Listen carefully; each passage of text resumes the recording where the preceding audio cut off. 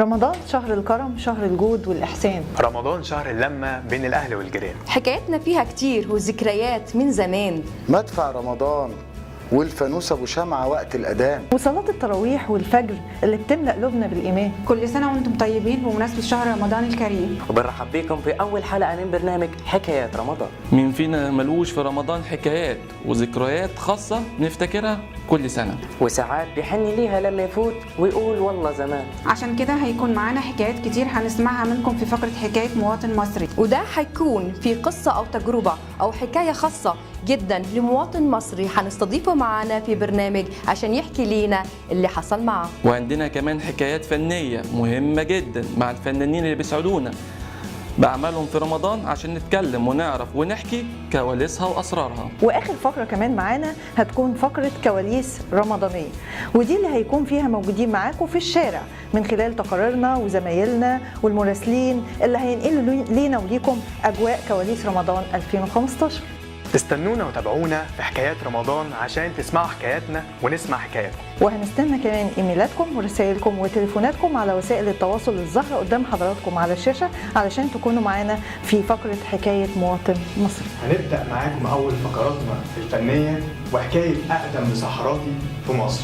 هنروح لفاصل ونرجع لكم لكم مرة تاني. تانية.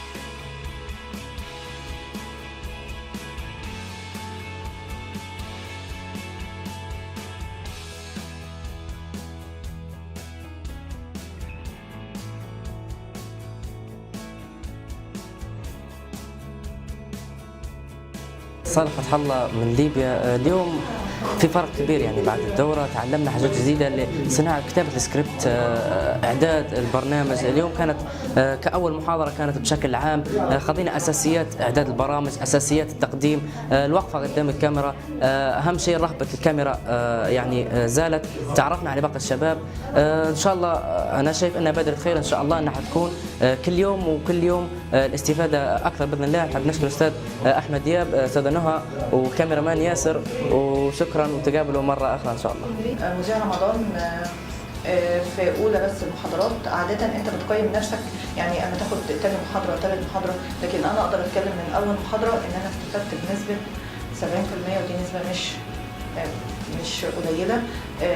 وقفات، حضور، حاجات ضفتها ليا أول محاضرة، وكمان مش بس من المدربين أو من الدكتور أحمد، كمان استفدت جدا من زمايلي، من آرائهم، من تجاربهم اللي حصلت قدامي. وأتمنى إن شاء الله إن احنا كلنا جروب نفضل مع بعض ونطلع كلنا مذيع رمضان مذيع. أنا محمد بكري، متخرج من إذاعة وتلفزيون من 3 سنين ونص. اشتغلت في راديو أونلاين، بس لما جيت هنا انا اصريت ان انا اخد الكورس ده عشان حسيت ان هيبقى في فرق كبير قوي بين قدام الكاميرا في التلفزيون والراديو. وفعلا النهارده اول يوم ليا وحسيت ان في فرق كبير جدا. في شويه حاجات كده لازم اخد بالي منها قدام الكاميرا مش موجوده ورا المايك في الراديو يعني. وطبعا النهارده انا استفدت كتير جدا من الاستاذ احمد دياب، ومبسوط ان انا اتعرفت على ناس النهارده يعني الى حد ما يحفزوا ان الواحد يحاول يشتغل على نفسه عشان يبقى على قد ما، يعني على حد ما يبقى في منافسه يعني بينهم. بس شكرا. حصلت على دورة إعداد معدين في معهد الإذاعة والتلفزيون مع الدكتور أحمد دياب، وكان بصراحة مثال للأخلاق والكرم والجود بالمعلومات.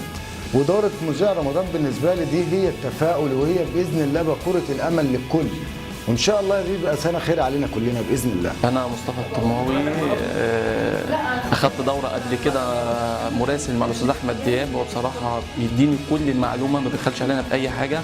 كمان أنا زدت أكتر إن أنا آخد دورة مذيع رمضان عشان خاطر لقيت الدورة الأولانية اللي أنا كنت باخد فيها مراسل استفدت منه كتير. كمان النهارده استفدت في دورة مذيع رمضان إزاي الأساسيات، الإعداد، كمان زمايلي حفزوني أكتر. الكاميرا، حدة الكاميرا بدأت يعني ما اخافش منها زي الأول. زمايلنا كتير بسم الله ما شاء الله علاقاتهم قوية بينا وبين بعض، وإن شاء الله هتشوفونا في مذيع رمضان قريب مع الأستاذ أحمد دياب.